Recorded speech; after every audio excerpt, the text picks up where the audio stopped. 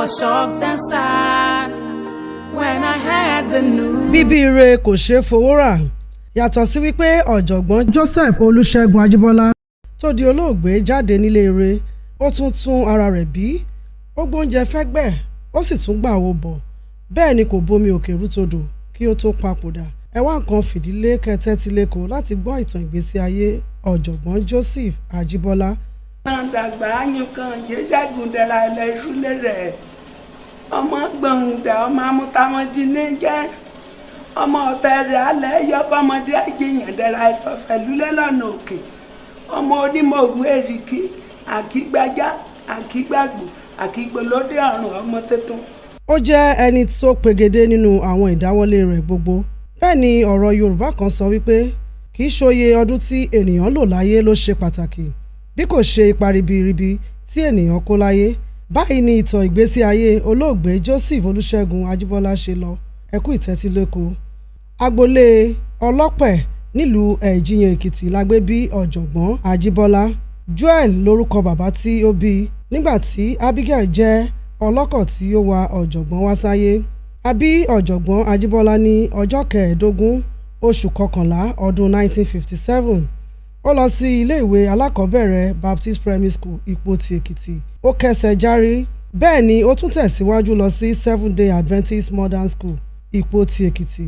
Kò dúró bẹ́ẹ̀ ni kò rọsẹ̀ ó tún gbéra lọ sí Technical College Ilé Ifẹ̀. Ó jẹ́ ẹni tí ó ń pòǹgbẹ ìmọ̀ èyí ló mú un tó tún fi tẹ̀síwájú lọ sí fásitì Ilé Ifẹ̀ tí gbogbo ènìyàn mọ̀ sí Ọbáfẹ́mi Awólọ́wọ̀ University níbi tí ó ti jẹ́ akẹ́kọ̀ọ́ tó pegedé jùlọ pẹ̀lú first class honours.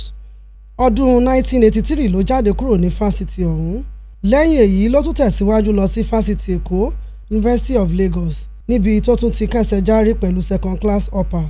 Bákan náà ó lọ sílé ìwé àwọn amòfin Nigerian Law School. Ọ̀jọ̀gbọ́n Joseph Olusegun Ajibola jẹ́ ẹni tí orí gbà fún. Ó fìwé lọ́lá ó sì tún fìwé dépò àtàtà. Ó bẹ̀rẹ̀ sí í ṣiṣẹ́. Ọ̀pọ̀lọpọ̀ ibi ni ọ̀jọ̀gbọ́n ti ṣiṣẹ́. Ó ṣiṣẹ́ pẹ̀lú Financial Institution Training Center Yaba nípínlẹ̀ Èkó, Nigerian American Merchant Bank, Abacus Merchant Bank, First City Merchant Bank. Bẹ́ẹ̀ ló tún ṣiṣẹ́ pẹ̀lú First Bank Nigerian PLC nípínlẹ̀ Èkó bákan náà níbi tí ó ti dipò igbákejì ọ̀gá yanyan mú. Ó ṣiṣẹ́ pẹ̀lú Intercontinental Bank níbi tó ti di adarí ó sì tún dipò Managing Director mú. Pẹ̀lú àkọsílẹ̀ rere tí ọ̀jọ̀gbọ́n Joseph Olusegun Ajibola ní èyí ló mú kí wọ́n yàn án gẹ́gẹ́ bí ààrẹ àti alága Council of Chartered Institute of Bankers of Nigeria (CIBN). Ó tún fìgbà kan jẹ́ alága Board of Bowen Microfinance Bank. Ó ṣiṣẹ́ pẹ̀lú National Lottery Commission, Federal Inland Revenue Service. Kò káàárẹ̀ lẹ́yìn ìfẹ̀yìntì ló tún ṣiṣẹ́ lẹ́ka ti ẹ̀kọ́. Èyí ló mú un ṣiṣẹ́ pẹ̀lú Babcock University Ìlíṣàn Rẹ́mọ nípínlẹ̀ Ògùn gẹ́gẹ́ bí ọ̀jọ̀gbọ́n nínú ètò ọrọ̀ ajé. Bẹ́ẹ̀ ni ó tún ṣiṣẹ́ pẹ̀lú Caleb University Ìkòròdú níbi tí wọ́n ti ní àkọsílẹ̀ rere nípa rẹ̀. Ó papòdà ṣùgbọ́n iṣẹ́ rẹ̀ ń fọhùn síbẹ̀. Kò sí ibi tí ọ̀jọ̀gbọ́n Ajibola dé tí ò ti nípa rere yàtọ̀ sí wípé ó kẹsẹ̀ járí nínú àwọn iṣẹ́ tó yàn láàyò wọ̀nyí. Nípínlẹ̀ Èkìtì ìlú abínibí rẹ̀ Ẹ̀jìyàn ò lè gbàgbé ipa tí ó kó nípa ọ̀gbìn àti àwọn ìgbésẹ̀ rẹ̀ láti mú kí oúnjẹ pọ̀. Ó jẹ́ ọ̀kan gbòógì ojúlówó ọmọ ẹgbẹ́ Agric Mill Team. Ọ̀pọ̀lọpọ̀ ọmọ ilé ìwé ni ó ti jẹ àǹfààní ẹ̀kọ́ ọ̀fẹ́ ọlọ́dọọdún tí ó máa ń ṣe. Ó jẹ́ ẹni tí Ọlọ́run gbé sípò àtàtà láwùjọ tí ò sì gbàgbé ilé rárá. Ó ṣe fẹ́rú ó ṣe fọ́mọ ó kéré oko wálé ó kọ́ ilé tó yáàyì sílùú Ẹ̀jìyàn. Kò gbàgbé ẹbí iyè kan ó fi lé dá ìyá rẹ̀ lọ́lá. Ilé ìyá ni wúrà Ọ̀làṣìmọ̀ nílùú Ìpotì Èkìtì.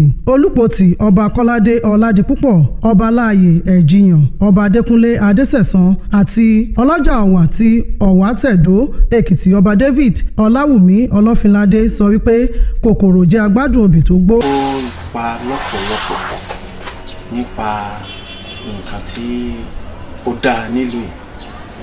Bí mo ṣe ṣáájú ilé ìfowópamọ́ tó wà bẹ́ẹ̀ òun ni ẹni tí ó jẹ́ ẹni àkọ́kọ́ tí ó bẹ̀rẹ̀ nípa bí ìbáǹkà wọ́n tún jẹ́ èèyàn tó ń ṣiṣẹ́ ní nípa yẹn.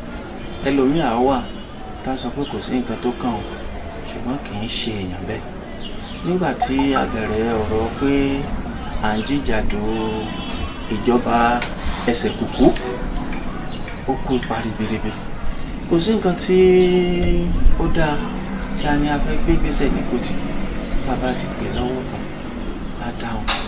Ó yà mí lẹ́nu nígbà tí mo dédé gbọ́ ṣé ilé iṣẹ́ oko tó dá síbí ni téèyàn bá jọmọ ìlú tó wá dá ilé iṣẹ́ lẹ̀ sílùú ó ṣeé ṣe tí ó dẹ̀ mọ̀ pé kì í ṣe ọmọ ara òun lòun máa kó síbẹ̀. Ṣé nígbà tí èèyàn 5-10 bá ń ṣiṣẹ́ níbi tí ọmọ ìlú dá ilé iṣẹ́ lẹ̀ sí, àǹfààní wo ló tún jù yẹn lọ? Àwọn tó yẹ kó jẹ́ pé nílùú àwọn ṣọ̀rá ìsàlẹ̀gbẹ̀ẹ́ tí ṣùgbọ́n tí wọ́n ń ṣiṣẹ́ ń bẹ̀. Nǹkan tá à ń rọ àwọn ọmọ wa gbogbo láti máa ṣe nìyẹn, láti máa gbérú ìgbésẹ̀ yẹn. A lè sọ ipa tó kó nílùú, a lè sọ tán. Ó pọ̀ lọ́nà tó fi kópa ní ìlọsíwájú ìlú Èkìtì. Àdẹ̀ lè fọwọ́ sọ̀yà, kò dẹ̀ ń síbi tí òun náà dé tí òun lè fọwọ́ sọ̀yà pé ọmọ Ìpotì ni òun. Bí kì í ṣe gẹ́gẹ́ bí òwe Yorùbá pé tí a bá kú ní kékeré tá a bá gba orí ẹrin ó sàn jù ká kú láyàgbà ká má ní adìyẹ rẹ̀. Ó kàn dùn wá ni torí pé kì í ṣe àsìkò tí ó yẹ kó lọ ló lọ. Ó dùn wá gan-an ni, ó dùn wá ṣùgbọ́n ó yẹ Ọlọ́run. Ara nǹkan tí a sọ fún àwọn èèyàn nìyẹn. Nígbà tó bá ti ní àǹfààní láti ṣe nǹkan tó wọ́n ní ikú òdọ́jọ́ àrùn òdóṣù, tó bá ti ní àǹfààní láti ṣe nǹkan fún ọmọnìkejì ẹ, fún ìlú ẹ, ṣé kò sí ẹnìkan méjì tí a lè béèrè ọ̀rọ̀ nípa ọ̀jọ̀gbọ́n Ṣẹ́gun Ajíbọ́lá nílùú Èkìtì tí òun sọ pé ó gbìyànjú tiẹ̀. A lè tẹ́ ayáráyé lọ́rùn o, bẹ́ẹ̀ ó gbìyànjú tiẹ̀ ní àsìkò tó wà. Ẹ̀ǹgbà tí mo rí ní December, èmi ò mọ̀ wípé ìdágbére ni mo á ṣe fún yín lọ́jọ́ yẹn. Kò dẹ̀ ṣe bá a sì jọ sọ nìyẹn. Ó ṣe ńlánu gan lóòótọ́ pé àwọn igi tó dáa kì í pẹ́ nu gbó. Ní gbogbo bẹ́ẹ̀ ṣe struggle ilé ayé, bẹ́ẹ̀ ṣe tiraka tó lé ayé, tọ́lọ́dẹ̀ wàá gbé yín débi tẹ́tí ṣiṣẹ́ sílẹ̀. Ẹ̀ẹ́dẹ̀jọ́ wa jẹ́ kankan nínú iṣẹ́ yín, ẹ̀dúró jẹ́ iṣẹ́ yín. Ọlọ́run tọ́ yín sí afẹ́fẹ́ rere. Àwọn ọmọ àtìyàwó tẹ́ fi sílẹ̀ nínú àánú Ọlọ́run àti ohun rere tẹ́ ti ṣe sílùú Ẹ̀jìyàn àti sílùú Èpòtì àti sílùú Ọ̀wà. Orí àwọn ọmọ tẹ́ ti tẹ́ fún ní scholarship àti àwọn ọmọ ilé yìí. Gbogbo tó bá ti ń lọ wà máa bá lánàá pàdé. Ó dìgbére ó dàbọ̀ bọ̀dá. A máa jókòó, èmi pẹ̀lú àwọn ìlú àjòkó àwò tá a bá lè ṣe láti lè mọ̀tálẹ́sì orúkọ yín, láti lè máa ṣèrántí yín nígbà gbogbo fún rere tẹ́ ti ṣe sílùú Ẹ̀jìyàn. Ẹ ṣé ó dàbọ̀ ó dìgbére o. I'm using this medium to commiserate with the family of our late son, brother and our father, Professor Joseph Olusegun Ajibola, tí wọ́n rí lẹ́mí tuntun. Mo fi àsìkò yìí kí kábíyèsí ọba ọláyé tìlú Ẹ̀jìyàn Èkìtì wọ́n kú lédè ọmọ wọn tó lọ. Àkí kábíyèsí Olúpotì tìlú Ìpotì Èkìtì wọ́n kú àsẹ̀yìndè ọmọlúwàbí kan nílùú wa. Mo kí High Chief Joshua Owóṣeni Ọmọ́tọ̀ṣọ́ di Ọ̀dọ̀fin Ọ̀wà ti ìlú Ọ̀wà tẹ́lẹ̀ Èkìtì wọ́n kú àsẹ̀yìndè ọmọ wọn àti ọ̀rẹ́ wọn. Many people might not know that Professor Ajibola lived most of his life at Ile Odofin Owa, his maternal home. And even the last renovation that was done in that house was done by him. He lived well. He lived a very short life. To us, it was short, but very, very impactful. You see, at times life is not measured by duration, but by how effectful and impactful it is. The life that our professor lived was not only effectful, it was impactful. And to God alone be glory. àti ọmọdé àti àgbà àti ọkùnrin àti obìnrin ló ṣèdárò bàbá wa tó papòdà. Àbí àwọn tí ọ̀gọ̀rọ̀ àwọn èèyàn tí bàbá fún ní scholarship ṣé wọ́n lè gbàgbé ẹ̀ ṣá? Tàbí àwọn tó ń ràn lọ́wọ́ láti gẹ́ẹ̀tì iṣẹ́ jẹ́ pé ọ̀pọ̀lọpọ̀ iṣẹ́ ọ̀nà fi ń tọ́jú ilé, tọ́jú ara, tọ́jú ọmọ wọn.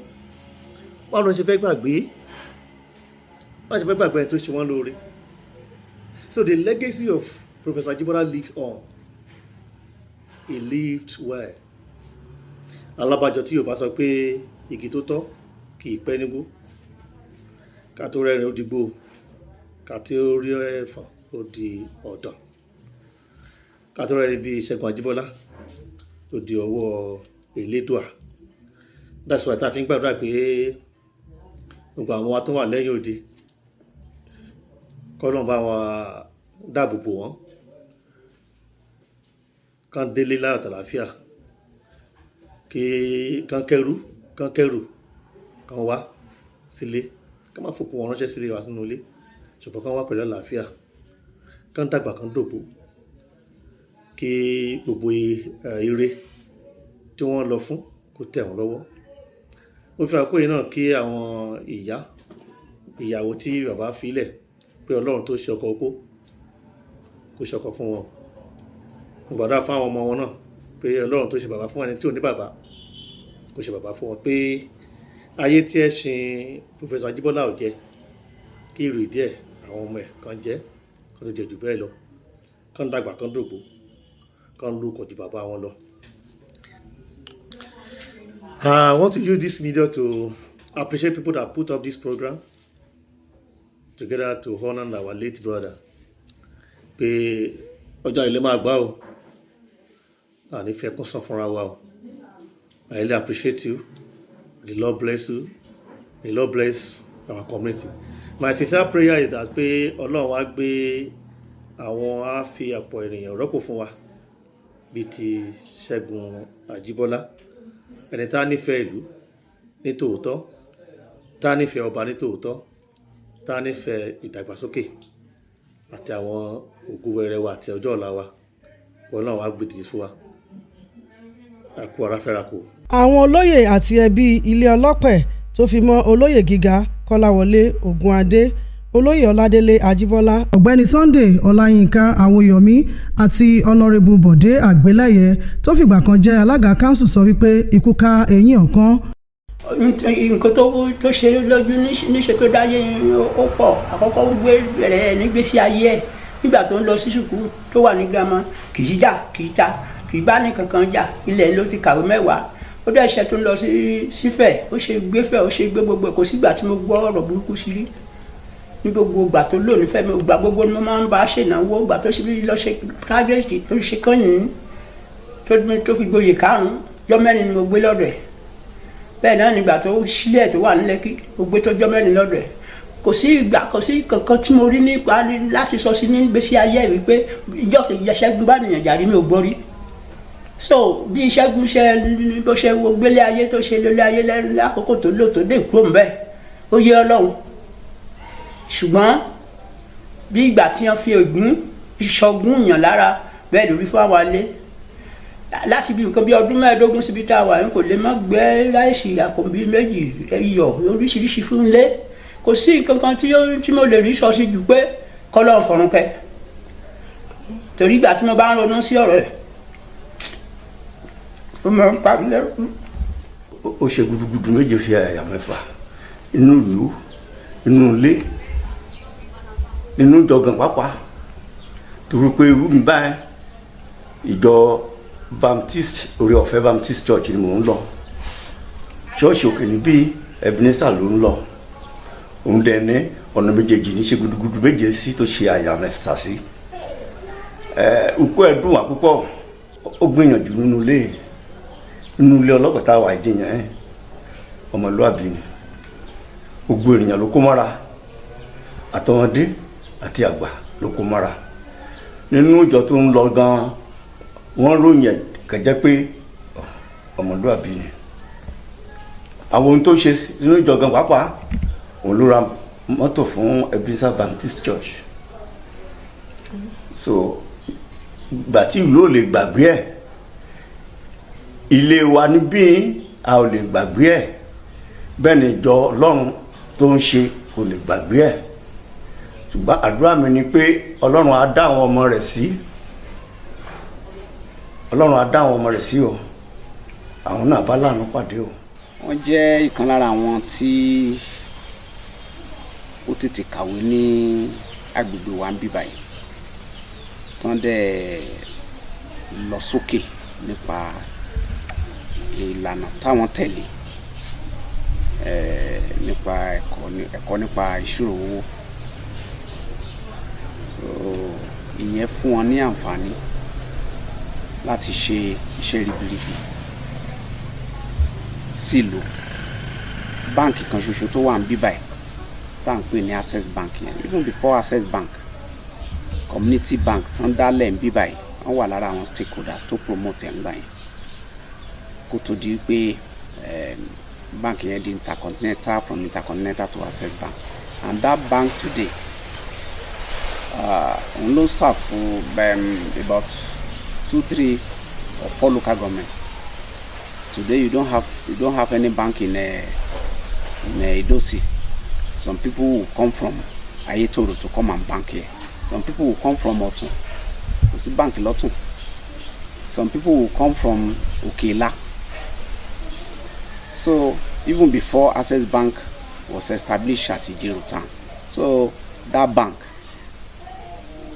he was the chief promoter, and today we still have it there, serving every one of us. So that alone, I don't want to say much, but you know, tá bá lọ sí church, àwọn ọ̀pọ̀lọpọ̀ nǹkan náà ṣe ní church. Mo rántí Ebenezer Baptist Church yẹn ńgbà tán fẹ́ re-roof. He gave a substantial amount of money láti ran ìjọ Ọlọ́run lọ́wọ́ láti tún bẹ̀ yẹn ṣe. Ra mọ́tò tán lò níbẹ̀ yẹn fún evangelism, he bought it for the church and so many other things. I was part of his bursary program, Yaniwura bursary scholarship program, and you know, he mentored a lot of people. Àwọn ọmọ tó ń wà níléèwé tó dàbẹ̀ ni pé ó kù díẹ̀ káàtó fún, tó ń ṣe ìrànlọ́wọ́ owó fún láti lè bójútó ẹ̀kọ́ wọn. Gbogbo àwọn àkójọpọ̀ oríṣiríṣi nǹkan báwọn náà ni wọ́n ṣe sí ìlú tó dẹ̀ tí a mọ̀. Yeah, Professor Olusegun Ajibola, or Bora Segun Ajibola as I used to call him, was a great man. He was extremely intelligent, the kind of intelligence that you don't readily get quite often. He was a very resourceful person. He was a determined person. He was extremely focused, and he was a goal-getter. And no doubt he became very successful. And the story of his life, the story of his rise from grass to grace, is one story that will continue to be told from, I think, generation to generation, because it tells a very big, it teaches us a very big lesson in resilience, in determination, and the fact that if you have all of that, there's no extent that God cannot take a human being, regardless of the limitations of that life might throw at you.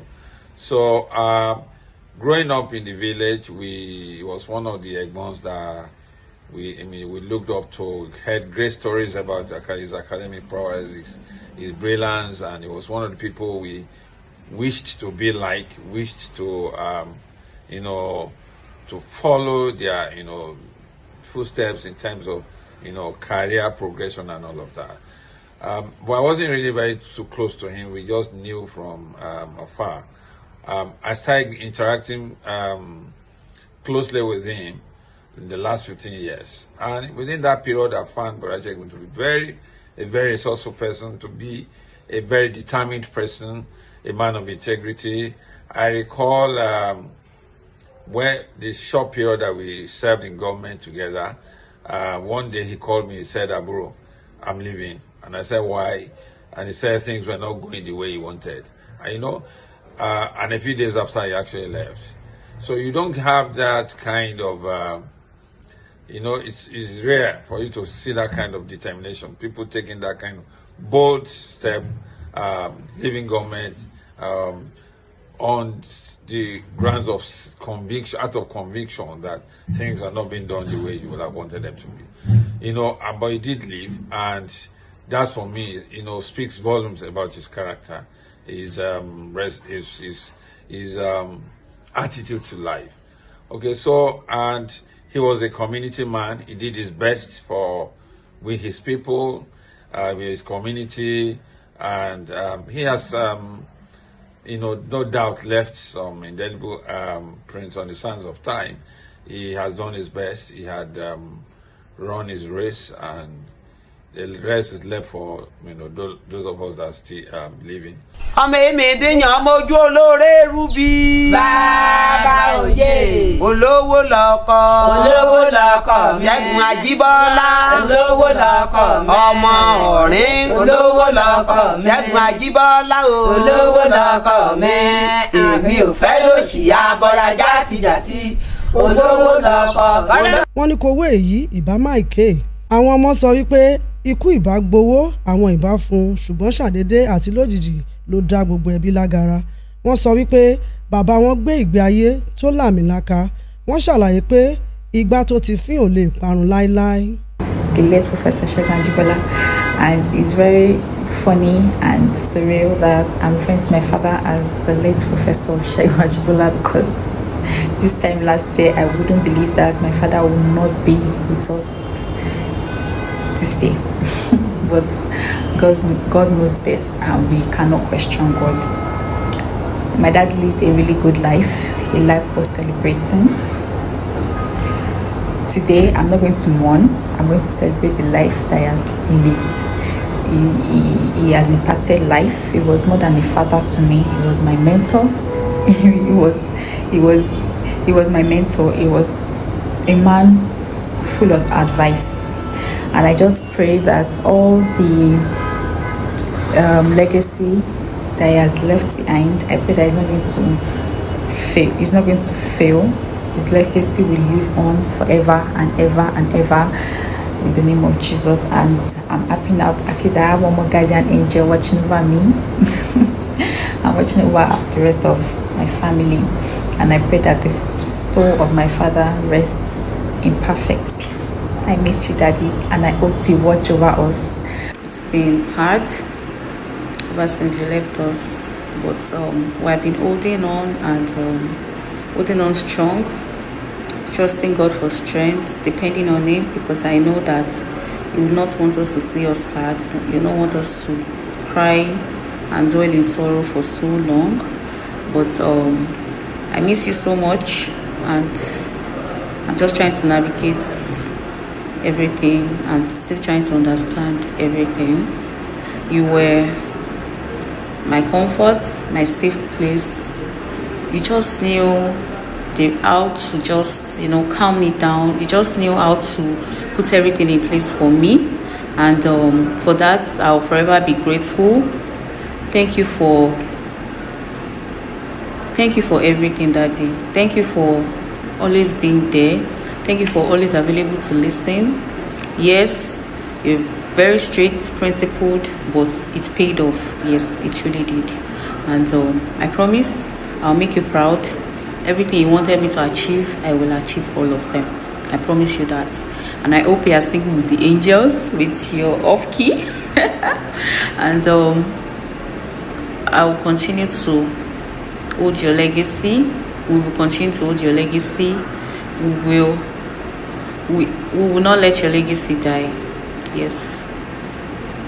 Years to come, 100 of years to come, your name, Professor Olusegun Ajibola, will always be remembered. I love you, Daddy. I love you so much. And I hope you continue to be proud of every one of us. Some people pass through life and are soon forgotten. But some lives leaves a silence so deep, it speaks louder than words. My father-in-law, Professor Joseph Shegun Ajibola, was one of such lives. From a quiet beginning in Ekiti, he rose, not just in success, but in purpose. He gave his life to knowledge, to people, to God. He lifted others. When he could have focused on himself, he kept going. When he could have stopped, he served until there was nothing left to give. And then, on March 15, 2026, he went home.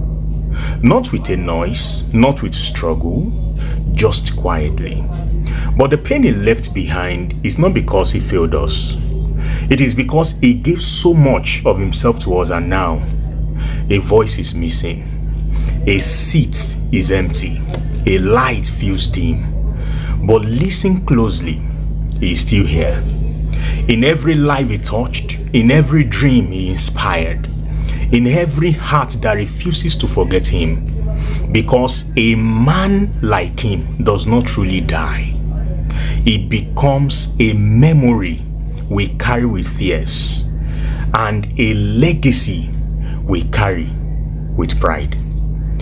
Obviously, we all miss him. Personally, I miss him so much. Ìjọ Ebenezer Baptist Ìpótì Èkìtì níbi tí ó ti ń jọ́sìn náà sọ wípé erin láti wó, wọ́n ní àjànàkú fẹ̀yìn lélẹ̀. Ẹni ọ̀wọ̀ Timothy Adéṣọlá àti ọ̀kan lára ọmọ ìjọ ọ̀hún tọ́ka lọ́kan òjọ̀kan àwọn ohun mánigbàgbé tí olóògbé ṣe nínú ìjọ náà. Amòfin Ṣẹ́gun Ajíbọ́lá, wọ́n jẹ́ èèkàn láàrin ìlú wa yìí. Wọ́n jẹ́ èèkàn nínú ìjọ Ọlọ́run ní Ebenezer Baptist Church ní Ìpótì Èkìtì. Ipa tí wọ́n kó nínú ìjọ Ọlọ́run àti nínú ìlú kò ṣeé fọwọ́ rọ́ sẹ́yìn. Ìgbà tí a gbọ́ pé amòfin díákónì lọ́kùnrin ọ̀jọ̀gbọ́n Ṣẹ́gun Ajíbọ́lá pé wọ́n jẹ́ pé Elédùmarè, ó bà wá nínú jẹ́ gẹ́gẹ́ bí ìjọ, gẹ́gẹ́ bí ìlú. Ṣùgbọ́n a ní láti gbà fún Ọlọ́run torí pé Ọlọ́run ló dá wọn, òun náà ló sì ṣe wọn lọ́wọ́ iṣẹ́ láti wá jẹ́ gba èrè iṣẹ́ tí wọ́n ṣe. A gbọ́ nípa wọn gidigidi wípé pẹ̀lú orí ọ̀fẹ́ Ọlọ́run, àwọn ni Ọlọ́run lò tí wọ́n fi fún wa ní ilé ìfowópamọ́ ní ìlú wa yìí. Tẹ́lẹ̀tẹ́lẹ̀ ní ilé ìfowópamọ́ ní ìlú wa yìí, ṣùgbọ́n nípasẹ̀ bàbá wa yìí tí wọ́n dolóògbé ni wọ́n fún wa ní ilé ìfowópamọ́ tí a ń pè ní Access Bank. Kí Access Bank yìí tó wáyé, àwọn náà wọ́n kọ́kọ́ mú Community Bank wá. Later from Community Bank to Intercontinental Bank, from Intercontinental Bank to now what we have as Access Bank. So wọ́n tún gbìyànjú nípa ìrónilágbára tí a ń pè ní scholarship fún àwọn ọmọ iléèwé.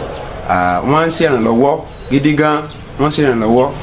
Wọ́n jẹ́ ẹni tó máa ń fi fúnni tinútinú láì bójú wẹ̀yìn, láì fi ti ẹ̀yà tàbí ti ìpèsè tí wọ́n ti ń ṣe nílé, tí wọ́n ń ṣe nínú ìgboro, tí wọ́n ń ṣe nílùú, bẹ́ẹ̀ náà wọ́n ń ṣe nínú ìjọ Ọlọ́run ní àjòjì àti ní ìlú wa yìí. Àdínkù ọ̀mọ̀wé Ṣẹ́gun Ajíbọ́lá ó jẹ́ ẹni tí ó dùn wá gan. Nígbà tí a gbọ́ ikú wọn, àtọmọdé àtọba ìlú àti ìjòyè ó bà wá nínú jẹ́, ṣùgbọ́n a gbà fún Ọlọ́run. Bàbá Professor Dikin Ajibola, wọ́n jẹ́ èèyàn kan tó jẹ́ pé pàtàkì ni wọ́n nínú ìlú, because wọ́n kópa takuntakun nínú ìlú. A bá wo lára àwọn nǹkan tí ipa tán ti kó nínú ìlú yìí, a rí pé Access Bank, báǹkì ẹyọ kan ṣoṣo tá a ní nínú ìlú yìí, àwọn ló gbé wá, àwọn ló jẹ́ ká ní báǹkì yẹn nínú ìlú yìí. Lára àwọn iṣẹ́ tán ṣe nínú ìlú, lára àwọn iṣẹ́ tán ṣe nínú ìjọ, wọ́n jẹ́ èèyàn kan pàtàkì nínú ìjọ Ebenezer Baptist Church ti Ìpótì. Wọ́n jẹ́ èèyàn kan ńlá tí wọ́n ṣiṣẹ́ takuntakun, wọ́n fi gbogbo ìgbésí ayé wọn wọ́n fi ṣiṣẹ́ nínú ìjọ Ebenezer Baptist Church ní Ìpótì. Lára iṣẹ́ tán ti ṣe ni pé nígbà tí à ń ṣe renovation church yẹn, wọ́n kópa tó pọ̀. Bàbá Ajíbọ́lá wọ́n gbẹ̀yìn nínú iṣẹ́ ìjọ, wọ́n gbẹ̀yìn nínú iṣẹ́ ìlú, wọ́n jẹ́ èèyàn pàtàkì wọ́n dẹ̀ ràn ìjọ lọ́wọ́ wọ́n ran ọlọ́dọọdán ni wọ́n ràn lọ́wọ́ ó ní iye àkókò tí bàbá yẹn fi ṣe scholarship nínú ìjọ wa fún ìlú wọ́n lo church fún venue ni ìlú náà ṣe fún àwọn aláìní àwọn ọmọ aláìní every year títí di ọdún tó kọjá so wọ́n gbìyànjú gan nínú ìlú wọ́n gbìyànjú nínú ìjọ nǹkan ribiribi Ebenezer Baptist pàdánù nípa bàbá yẹn nǹkan ribiribi ní Nigeria Baptist Convention pàdánù orúkọ Jésù Olúwa dá àwọn ọmọ wọn sí. túnrẹ́ o ọ̀jọ̀gbọ́n Joseph Olusegun Ajibola májọ̀kún májẹ̀kòló èyí ni orin tí gbogbo ẹbí ọ̀rẹ́ ń kọ lẹ́yìn akọni tó dolóògbé. ojú olóore èrú bí ọmọ agbọ̀lọ̀gbọ̀lọ̀ wọ̀rú ọmọ ọlẹ́rìí yìnyín kan dádé àpò wẹ́jí ọmọ olóró oṣù méje ọmọ abọ́lọ́mọ mẹ́rù pin kó nù gègé kún gẹ̀ta kọ́dẹ́kọ̀ọ́ kó gbogbo rẹ̀ ọ̀gbìnrin gẹ̀dẹ̀ ọjọ́kọ̀ lérú eléru bàbá fẹ́ẹ́ pa ọmọ amúpolúgbó yìí. ó di gbére àwọn pàdé ó dojú àlà ó darin náà kó.